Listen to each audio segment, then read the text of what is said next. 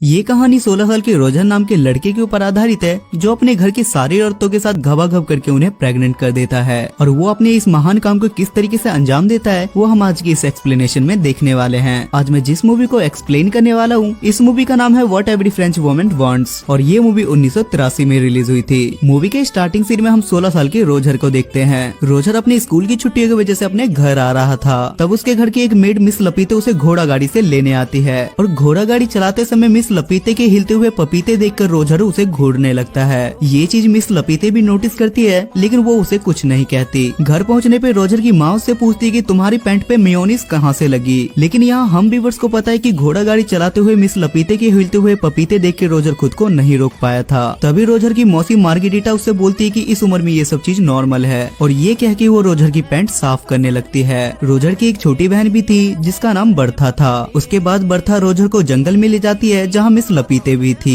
तभी लपीते रोजर के सामने ही साइड में जाके हल्की होने लगती है और ये देखकर रोजर की आंखें बाहर आ जाती है। उसके बाद रोजर को किसी की चिल्लाने की आवाजें सुनाई देती है और जब रोजर वहाँ पे देखने के लिए जाता है तो वहाँ उसे उसी के घर की एक मेड उर्सिला किसी और के साथ जंगल में मंगल करती हुई दिखाई देती है। जिसके बाद रोजर वहाँ से भाग जाता है क्योंकि उसे लगता है कि वो एक गलत दुनिया में आ गया है। उसके बाद सीन स्विच होता है और हम पूरी फैमिली को एक साथ खाना खाते हुए देखते हैं जहाँ हम व्यूअर्स को पता चलता है कि रोजर की माँ काफी ज्यादा स्ट्रिक्ट है। शाम को रोजर जब सोने की कोशिश कर रहा था तो उसे बाहर से कुछ आवाजें सुनाई देती है और जब वो कमरे से बाहर आता है तो वो देखता है कि एक नौकरानी घोड़ी बन के खड़ी है और कोई उसके पीछे से बजा रहा है। ये देखने के बाद रोजर की फटके चार हो जाती है और रोजर वापस सोने के लिए चला जाता है और बिस्तर में उसकी छोटी बहन बर्था छुपी हुई थी। तब बर्था उसे बताती है कि मिस लपीते ने मुझे बताया कि हमारी मासी मार्गेरिटा अभी भी वर्जिन है। जिस पर रोजर उसे पूछता है कि वो अभी तक वर्जिन क्यों है। जिस पे बर्था उसे बताती है कि उन्हें मर्दों से डर लगता है और इसलिए उन्होंने अभी तक शादी नहीं की है। तभी वहाँ अचानक से नैनी केट आ जाती है और केट का काम बर्था का देखभाल करना था। बर्था के वहाँ से जाने के बाद केट रोजर का ब्लैंकेट हटाती है जिस पर रोजर अचानक से डर जाता है क्योंकि रोजर का पप्पू खड़ा हो गया था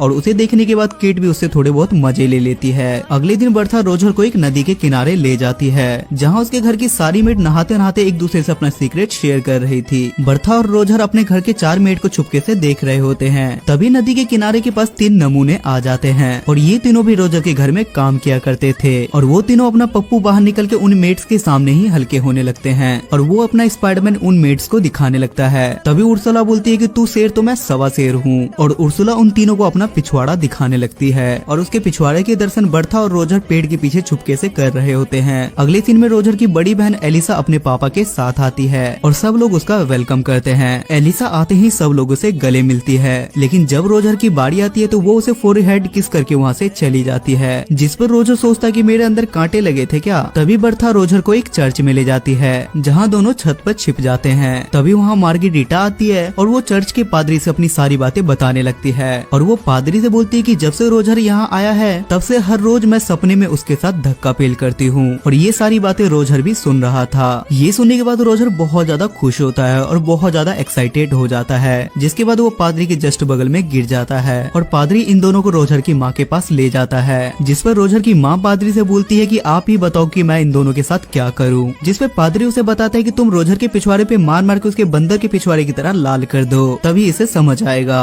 और ये काम मार्गेरिटा अपने शुद्ध हाथों से करेगी तो इसे ज्यादा मजा आएगा। तब रोजर की माँ मार्गेरिटा से बोलती है कि तुम एक हंटर लो और शुरू हो जाओ। पहले तो मार्गेरिटा ये करने से मना करती है लेकिन रोजर की माँ के फोर्स करने के बाद वो ऐसा करने लगती है और वो रोजर के पिछवाड़े पे हंटर मार मार के उसे बंदर के पिछवाड़े की तरह लाल कर देती है। रात को सोते समय रोजर को फिर से बाहर से किसी की आवाजें सुनाई देती है और जब वो अपने कमरे से बाहर निकलता है तो वो देखता है कि उसकी मेड हेलन किसी से ठुकवा रही थी और आज भी उसे बस हेलन ही दिखती है, उसके पीछे वाला बंदा बिल्कुल भी नहीं दिखता। लेकिन इस बार रोजर अकेले इस नजारे का मजा नहीं ले रहा था बल्कि मिस्टर फ्रैंक भी ये सब कुछ देख रहे थे। तभी वहाँ अचानक से रोजर के पास उर्सुला आती है और वो उसे बोलती है कि आओ मैं तुम्हारे पिछवाड़े में मूव लगा दूं। इतना मार खाने के बाद दर्द भी तो बहुत ज्यादा हो रहा होगा जिस पर रोजर उसे ऐसा करने से मना कर देता है। उसके बाद रोजर उसे पूछता है कि हर रात हेलन को कोई पीछे से बजाता है, क्या तुम्हें पता है कि वो बंदा कौन है। जिस पर वो रोजर से बोलती है कि ये हम मेड का टॉप सीक्रेट है। तब रोजर को ख्याल आता है कि उसने अकेले इस शो को नहीं देखा था बल्कि मिस्टर फ्रैंक भी इस शो को एंजॉय कर रहे थे। जिसके बाद रोजर सीधा मिस्टर फ्रैंक के पास जाता है जहाँ मिस्टर फ्रैंक दूरबीन से मियां खलीफा को देखने की ख्वाहिश में पैंट में हाथ डाल के अपने स्पाइडरमैन को तसल्ली दे रहे थे और रोजर के आते ही मिस्टर फ्रैंक वहाँ से चले जाते हैं। तब रोजर भी दूरबीन से देखने लगता है और उसे नीचे दो शादीशुदा एलियन एक साथ कुत्ता डांस करते हुए दिखाई देते हैं। तब रोजर को समझ में आता है कि मिस्टर फ्रैंक अपने स्पाइडरमैन की मसाज क्यों कर रहे थे।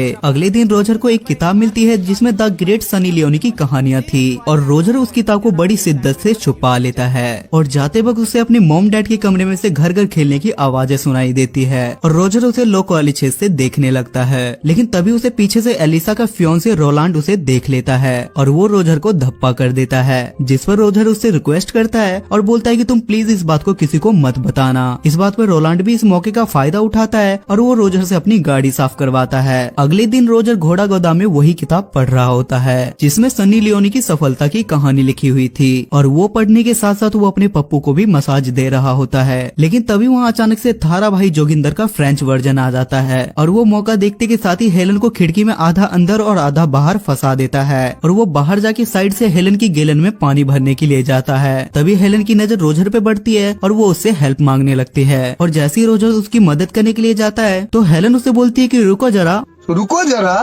सबर करो और गैलन में पानी भरने दो। तभी रोजर बाहर निकल के देखने के लिए जाता है कि हेलन की गैलन में पानी कौन भर रहा है, लेकिन तब तक जोगिंदर भाई अपना काम कर चुके थे। अगले सीन में रोजर अपनी फैमिली के साथ बैठा था जहां रोलांड रोजर को अपने जूते साफ करने के लिए बोलता है, लेकिन रोजर काम करने से सीधा मना कर देता है। तभी रोलांड अपनी औकात दिखाता है और वो रोजर की माँ को उसकी सारी सच्चाई बता देता है, जिस पर रोजर की माँ बोलती है कि मेरी दोनों बेटियां ठीक हैं, लेकिन पता नहीं मैंने इस इमरान हाशमी को जन्म कैसे दे दिया। जिसके बाद रोजर अपनी सनी लियोनी वाली किताब को अपनी बहन की किताब से बदल देता है और वो वहाँ से छुप के देखता है कि वो इस किताब को पढ़ेगी या नहीं। उसके बाद एलिसा उस किताब को पढ़ के ऐसा रिएक्ट करती है जैसे उसे धरती पे स्वर्ग मिल गया हो। उसके बाद रोजर किचन में जाता है जहाँ उर्सुला होती है और वो मौका देके उर्सुला को वहीं घोड़ी बनाने लगता है, लेकिन तभी वहाँ अचानक से एक दूसरी मेड आ जाती है और रोजर वहाँ छुप जाता है। जिसके बाद रोजर सोचता है कि मेरी ही किस्मत में एल लगे हुए हैं। तभी उसके दिमाग की बत्ती जलती है और वो मिस लपीते के पीछे उसके पपीते दबाने के लिए जाता है, जिस पर मिस लपीते उससे पहले मना करती है कि ऐसा मत करो। लेकिन थोड़ी देर के बाद मिस लपीते उससे बोलती है कि रोजर मेरे बच्चे जितना बजाना है तुम बजाओ। लेकिन वहाँ रोजर की नोबिता वाली किस्मत चमक जाती है और बाहर कोई जर्मनी और फ्रांस के बीच में जंग का ऐलान कर देता है और सबको पता चलता है कि जर्मनी ने फ्रांस से जंग का ऐलान कर दिया है। अगले दिन सब लोग युद्ध में जाने की खुशी मना रहे होते हैं, लेकिन रोजर की हालत ऐसी होती है जैसे उसने ढिंडोरा की लॉटरी जीत ली हो। लेकिन फ्रांस में एक नियम था कि वार में जाने से पहले वो सब लोग अपनी बीवी को टीवी के सामने घोड़ी बनाएंगे, जिसके बाद रात में सब लोग अपनी बीवी को जंगल में ले जाके उसकी बजाने लगते हैं, जिस पर रोजर सोचता है कि ये बस आज रात की चांदनी है और इसके बाद तो इनकी पिक्चर मैं ही बनाऊंगा। सबके युद्ध में जाने के बाद सारी लेडीज अकेली थी और रोजर सबसे पहले उर्सुला के पास जाता है जहाँ वो उसे ले दे के घोड़ी बना ही देता है और वो उर्सुला से ये भी बोलता है कि मुझे तुमसे प्यार हो गया है, जिस पर उर्सुला बोलती है कि सारे लड़के पहली बार चरम सुख का आनंद लेने के बाद यही बोलते हैं। अगले सीन में बर्था रोजर से बोलती है कि पादरी माँ से मिलने के लिए आए हुए हैं, जिसके बाद ये दोनों भाई बहन चुपके से उन दोनों की बातें सुनने लगते हैं। जिस पर रोजर की माँ पादरी से बोलती है कि मेरा पति मेरी कभी घोड़ी बना के लेता है तो कभी डॉगी बना के लेता है, इससे कोई पाप तो नहीं। जिस पर पादरी बोलता है कि नहीं, वो तुम्हारा पति है, वो तुम्हारी घोड़ी बना के लिए या तुम्हारी डॉगी बना के ले, इसमें कोई दिक्कत नहीं है। लेकिन तभी रोजर की माँ रोजर को देख लेती है और वो बिना देर किए बाहर आ जाती है।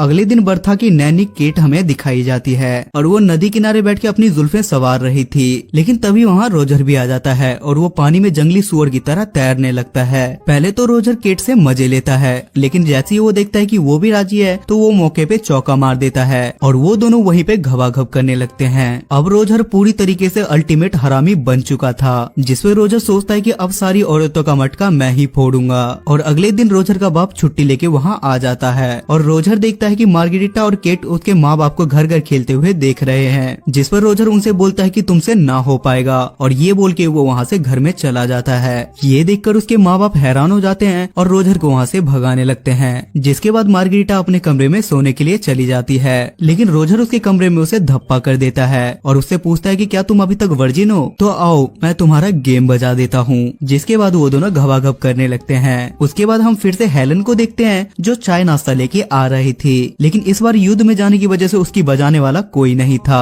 तभी वो रोजर के कमरे में जाती है और और रोजर उसे पीछे से पकड़ लेता है और वो उसे घोड़ी बना देता है। अगले दिन रोजर एलिसा के पास जाता है जहाँ वो घोड़ों को घास खिला रही थी, जिस पर रोजर उसे बोलता है कि आज मैं तेरी भी पिक्चर बनाऊंगा। पहले तो एलिसा उसे ऐसे करने से मना करती है, लेकिन थोड़ी देर बाद बोलती है कि हाँ मेरी पिक्चर बनाओ और हाँ पिक्चर में मुझे घोड़ी का रोल देना, जिसके बाद रोजर उसे भी घोड़ी बना देता है। अब रोजर सारी औरतों के बीच पॉपुलर हो गया था और सारी औरतें बारी बारी उसके पास काम 25 करवाने के लिए आती थी। दिन बीतते जाते हैं और ये सिलसिला चलता रहता है। एक दिन एलिसा रोजर से बोलती है कि मैं प्रेग्नेंट हूँ। तभी रोजर देखता है कि रोलांड भी वापस आ गया है क्योंकि अब युद्ध खत्म हो चुका था। उर्सिला और मार्गरीटा भी उसे बोलती है कि मैं भी प्रेग्नेंट हूँ और ये सुनने के बाद रोजर के पैरों तले जमीन खिसक जाती है क्योंकि अगर उसके मॉम डैड को ये बात पता चली तो उसके मॉम डैड उसे नंगा करके सारी जगह घुमाएंगे। तभी रोजर उर्सुला से बोलता है कि एक नेल पॉलिश लेके आओ और वो उस नेल पॉलिश को एलिसा के बेड पे लगा देता है और बोलता है कि तुम कुछ भी करके रोलांड के साथ घबाघब कर लेना, जिससे रोलांड को लगे कि एलिसा अभी भी वर्जिन है। उसके बाद वो अपनी मासी से बोलता है कि आप फ्रैंक से शादी कर लो, वो आपको बहुत ज्यादा पसंद करता है और ये सुनने के बाद वो दोनों शादी के लिए मान जाते हैं। उसके बाद रोजर उर्सुला के पास जाता है और उसे शादी के लिए प्रपोज करता है, लेकिन उर्सुला उसे मना कर देती है क्योंकि वो पहले से किसी और को पसंद करती थी।